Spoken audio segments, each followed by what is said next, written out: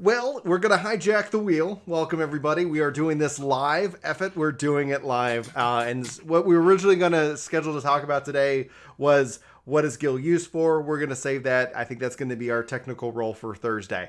Obviously, 535 has dropped. We've been playing the Bozjan Southern Front all morning, and then we reacted to the Apple deal. So this isn't an Apple show, so screw it. Like, we'll talk about phones privately.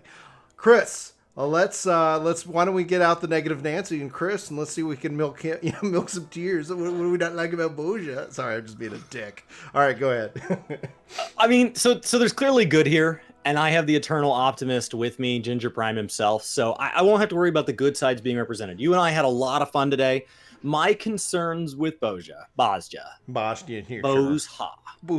was that we would go into this content and that we would fragment the community for the people who got in early and the people who didn't. That was one of my biggest issues with Eureka, that there was no way to just come in and hop in. Right. And we're on day 1, hour 0. And already you and I, as soon as we hit level 5 and we were allowed to go through that doorway, I'll see you later, previous zone. And we only went back a handful of times, and I can only see that getting worse. And so when somebody wants to hop in and they're like, hey, I'm level 1, how do I do this? Oh, it's really easy. Go check out our guide and best of luck. Like, who's going to go back and do this lower level stuff? Now, there's some things that we haven't tested, so maybe there's some stuff that's going to fix that.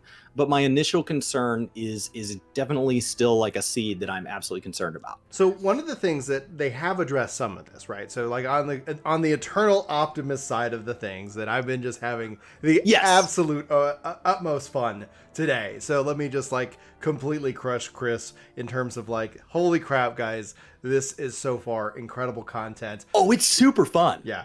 Go do it.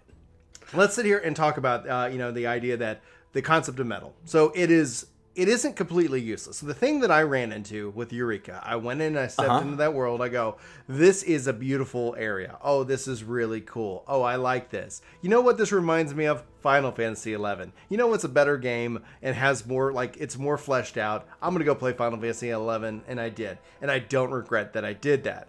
I chose 11 over Eureka, and I felt like I won. I think I won that engagement. Till BA came out. Until BA came out. Some part of you was like, oh, 11 didn't let me into Bozjan Arsenal. Oh, yeah, true. Okay, so like I won it for like a month or two. Anyway, actually probably 6 months. So the long story short then of that is that I step in here and I go, oh, this is great. One of the things that I ran into when I actually did say, hey, I'm going to go check out Eureka, was everybody was already in tier 2 or tier 3, and they could come back and play, but there really wasn't a benefit for them. So they were only then basically doing charity. This charity work. Let's try to get Brian to 20. And there's a part of me that says, nah, don't worry about it. I've got other things to level, and so I'm going to go work on crafting. And that's what I chose to do. That's my Stormblood story. There we go. Everybody caught up? Great.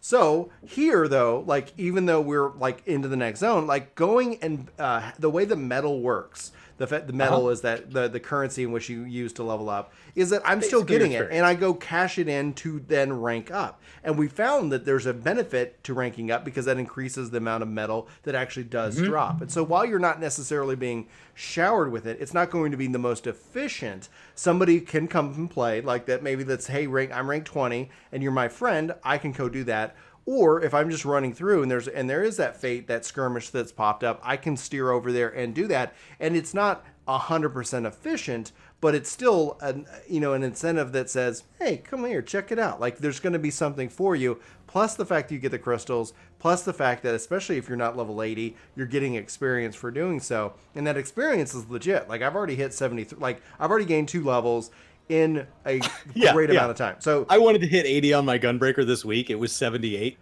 It's already 80. Yeah. It's just, cool. All right, okay, what do I do with my time? Now, you said you weren't actually getting, like, endgame currency. So that was something we'll have to explore. I didn't get in the allegory. No. Right. So it's like, okay, well, I have 0 for the week. And you were running it on an 80, like you having done. Eventually, yeah, I did. Yeah. I hit 80 in it, and then we did stuff after that.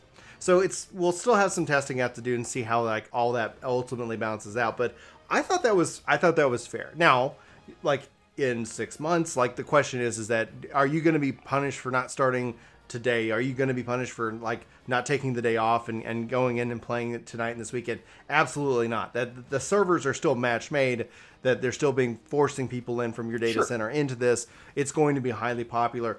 The long-term effects of it, like I don't need today for us to solve a problem that's 6 months away or a year away.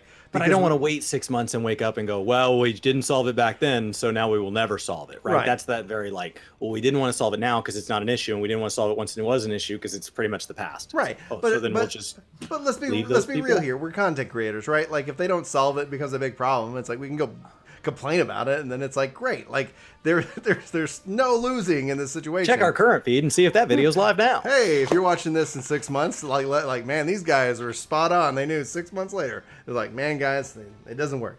But no, like you got the lock boxes, you got the logos actions, you got the clusters that you're grinding for, you got the skills. Like I continually feel rewarded in terms of my playtime and just going in and experiencing this content, and that's something that I asked for. And the fact that I'm leveling my last job, Bard, by doing this content, and then I'm checking all these other boxes, even maybe not as efficient, it still feels rewarding. I've always argued that I don't need to be doing something like, and it'd be like, this is the one way mindset, the adult in me says, if you can make me feel like I'm filling up 5 bars instead of 1 bar, like that's better. I'm going to have a more enjoyable experience because I feel like I'm doing more with that time. I'm maximizing my efficiency. The strongest part of Bozja. Okay, let's talk about what you think is the strongest. Like, I'm not saying that's the strongest part. I'm enjoying the content as it exists. It's just, even once I hit 80 and I didn't have my Black Mage waiting at 71 like I planned. Yeah. I thought I had more time. I thought we'd make it. I thought we'd make it to like 79 today, and then tomorrow I'd make it to 80, and so I thought I could go knock out my Black Mage on the in between hours. So I think this is just inherently fun. Mm-hmm.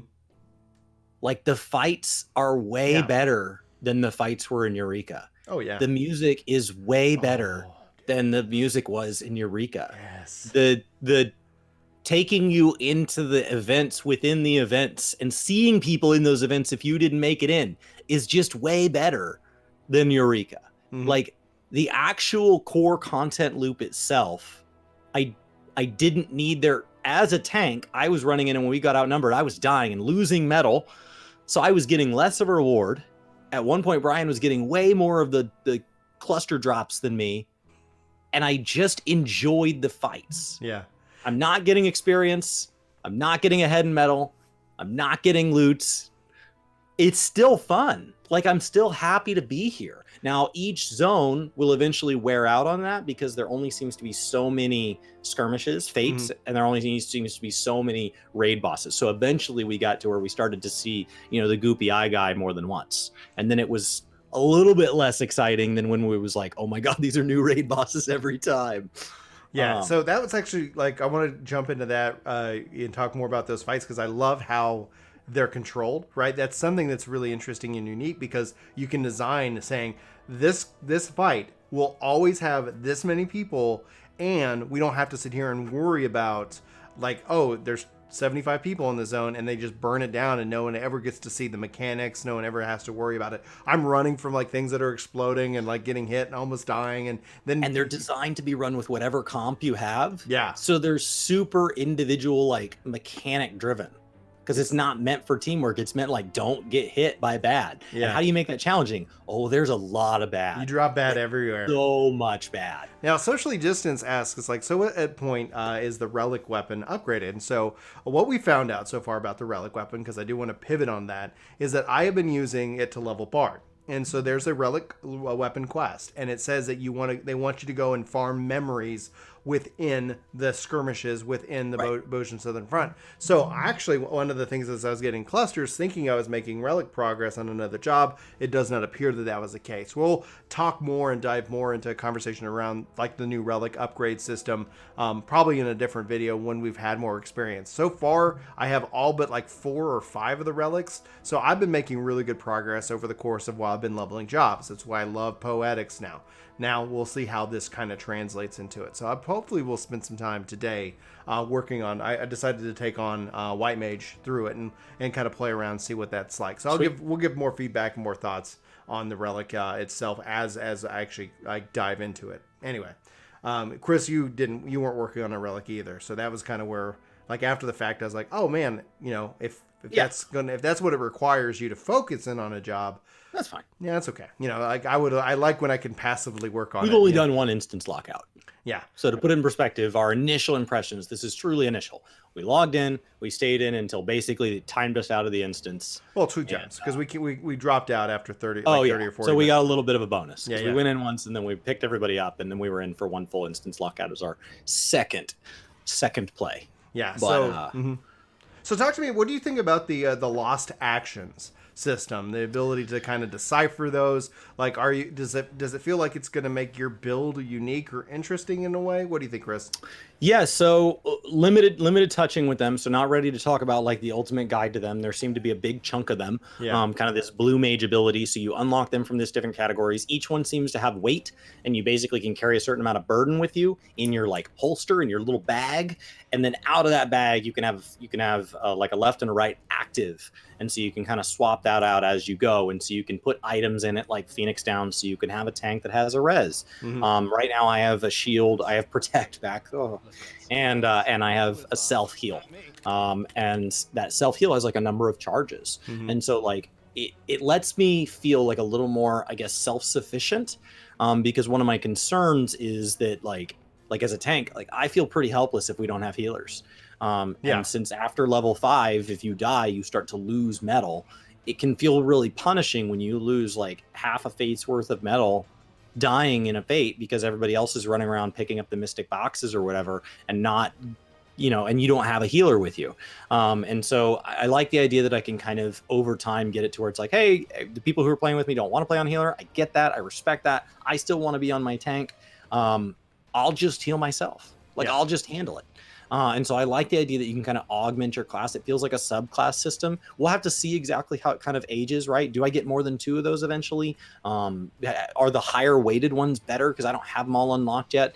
And then like, how does that feel? Because the fates feel like they're getting a little harder. We're only in that second tier of them, but they feel like they're getting tougher. And so I don't know if that's just because maybe we had less people with us, but I felt like the second round of skirmishes and things like that were a little bit tougher than the first, and so I would love to kind of see. I know there's like this like Super Saiyan mage guy in the second area that, like, at least as a melee, it just felt like I was like constantly, it's like I hit him twice and then I was having to bail, and it was just like, oh my gosh, this guy is just beating me up. Now, and as a ranged, I really enjoyed that fight. It was quite pleasant to be able to just stand back, continue to fire. Yeah, but you got hit by Sauron's eyes. I did. Over and over. No, so it's not definitely, the Sauron don't eyes. worry. It'll challenge you no matter who you are. No, it's I didn't get hit by the eyes, but I got hit by something else. It was the wind guy. It was like the guy with the west wind and like the east wind. Oh, yeah. That was cool. Like, that's like, oh, wait, cool. They're directional names here. We're not using any of the proper names, so you won't, none of that will spoil anything until it happens to you, and then you'll go, oh, that's what he was talking about. Yeah, that did hurt. So Preston and Vampire Girl, thanks so much for hitting the follow, subscribe button here on YouTube and Twitch. Thank you very much. We're live, and so I get the notifications. I like that everybody's hanging out with us live.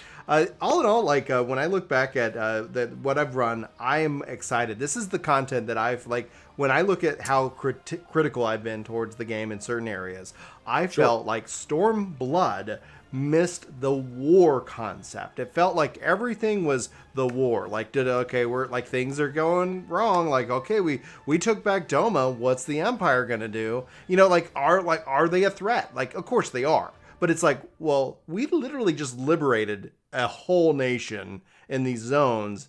Where's the recompense? Where's the thing? Like, where's the war? So that's what I felt like that. And so what then happened was they're like, hey, why don't we put a pause on that war and let's go over to a whole other dimension and fix their problems? It's like, because that was their plan. I guess that was the reason why the Empire was like, it doesn't matter. We're going to wipe out everybody because we're Asians and we don't give a crap. So now it's like, okay, now we're going to have this war. And so it kind of feels like, you remember when you were a kid and you're like in the streets and a car's coming, okay, hold up. We got to stop. Let's get everything out. All right. Car's got, okay, back on. That's kind of where I feel like now we're actually grabbing and focusing in on the actual return of like, let's resolve what's actually going on the source. So there's this narrative story piece that I feel very satisfied with, because I felt like Stormblood and, you know, obviously Shadowbringers are two parts of kind of this epic, and we're just kind of waiting for this to, like, where are we going? Anyway, what do you, any thoughts? Yeah, I mean, as somebody that was not connected to the Stormblood story, I will tell you that anybody who's been enjoying the Shadowbringers narrative, it's a hard shock. As somebody who was not invested in Stormblood lore, it does feel like I'm coming in on the end of a story that I didn't really care about. And so I feel a little bit lost. I'm enjoying the content because the content's fun. The music's amazing. I can't wait to see what loot is hidden behind here, because what they showed us already looked good, and the zone is beautiful and different, and like there's a grittiness to it. Yeah. And you constantly feel like you're getting these different like little crystals that are this different kind, and then there's boxes, and then some of the boxes have been filled with disappointment, which tells me there's probably something good in there somewhere. And I've got enough to offset it, but narratively, I don't feel invested. I don't feel at this point like they've really got me. It does feel a little bit like we're in this war where they're like, we're just going to throw what we got at them. And that is so truly manifested when you let people in on jobs that are only 71, because you've got a bunch of characters that don't remember their rotations. Yeah. So we are just this fodder being fed to these giant. At some point I attacked a giant fern and it one-shot me, and then a healer that was in our group, Star, member of the community, ran over. He's like, I got you, and he rezzed me. And as he was rezzing me, I saw the fern coming back, and I was like, no, run, Star, run. And I guess there's a chat delay because he was in stream. And then I spawned and took off, and I thought Star was behind me, and then it just wrecked Star. So like it does feel very dangerous. And so like for a war, I think they're on point. I just don't feel particularly like it's my war. I feel like I've been enlisted into a battle that I don't really care about. And that I'm just you gotta go. You have to heed the call. And so like, I just feel like that's where I'm at. And maybe that's how I don't know, maybe that's a little bit of how I'm supposed to feel. Like it's not my fight. Yeah. So much of 14, like we're this warrior of light, like it's our fight. It could only be done by us. And this kind of feels like, there's a horde of them. You guys will probably win. Just go. And so I'm enjoying it. But I don't know that lore is going to be the thing that makes this content rewarding for me. I'm just saying for me, like, just to make sure I'm clarifying the Awesome. thought is that I have really felt like Stormblood itself was lacking in terms of it, like not the original like chapter, but essentially like, okay, well, what's the problem? What's the like? It felt left unconcluded, left without any like true conflict. We liberated these cities, and then it was like.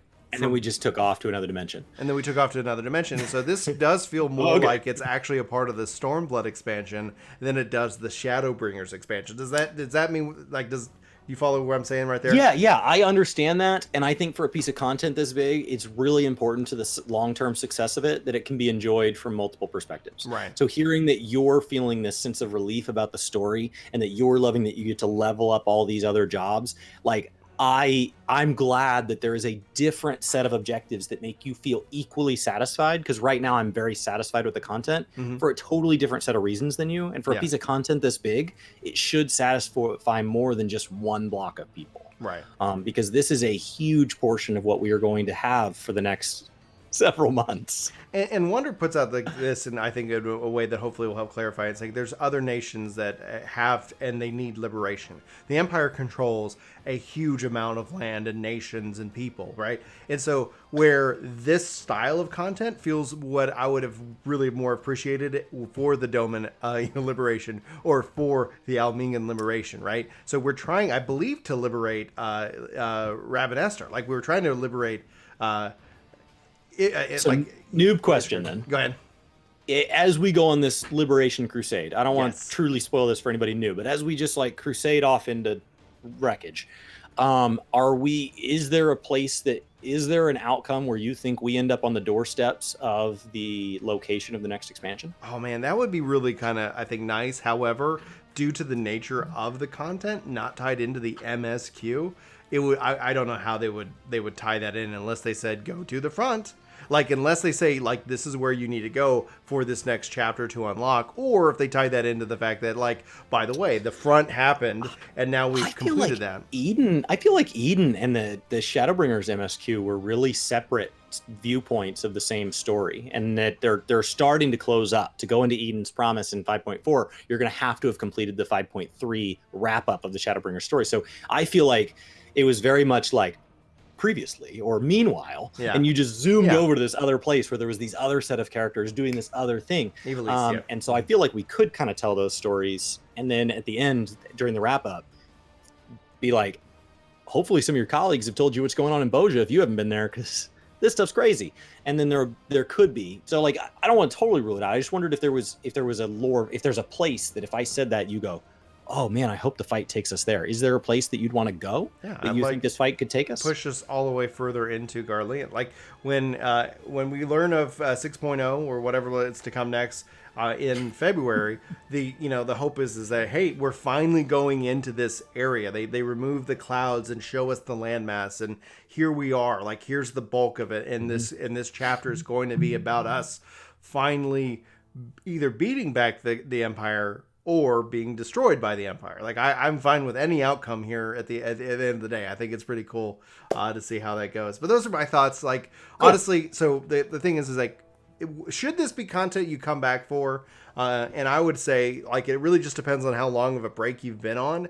I think 5.4 as a patch, especially with what's coming out in like the rest of October and November, is probably going to take you away. Like, if you're excited about Cyberpunk, if you're excited for me, like about Destiny, if you're excited about these other big updates to games, and you're like, hey, Brian, should we come back to play this patch? If you've been on a break for like 12 months, like, absolutely. If you've just like you're like, that's it, I'm tired, I need a break, like, come back with 5.4. This content was going to be there, and the question will be is that, how is it still balanced? Are people still participating in it? And the way that it's structured, it feels like it's going to be content that's got a lot of life to it, especially because they've already announced more updates are coming with 5.4.5. Like, 5.4.5 would be the patch for that.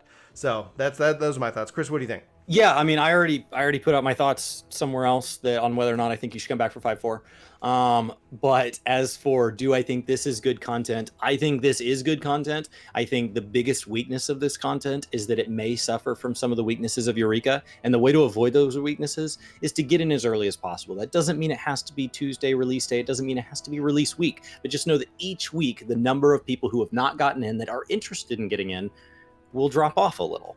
And so it will slowly thin out. And the more it thins out, this big, like, very social battle type content, if you've ever been involved in hunts or fate trains or anything like that, when it's thinner, it's not what it was core designed to be. And so the sooner you can get in, the better, in my opinion, at least with kind of just one job. Get in there, try it, get your feet wet, stay in through at least, I'd say, resistance level 5 and see if you end up liking it. And then if you do, great. And if not, the nice thing is the Baldesian Arsenal will be released in 5.45. So you'll very quickly know whether or not this is something that you need to push through or something you can just live without, because relics expire with the expansion.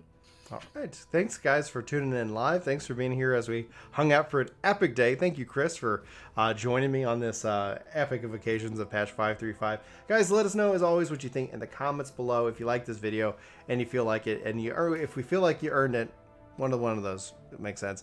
Be sure to hit that subscribe button and let us know if you need to click it. And then if you feel like it, and then let us know if you do, so that way we can thank you accordingly in the comments below. Besides, if you're a channel member, drop us some emotes. You can now use those in comments on YouTube, which is exciting to see. So please drop those, and so we know and we can say thank you as well.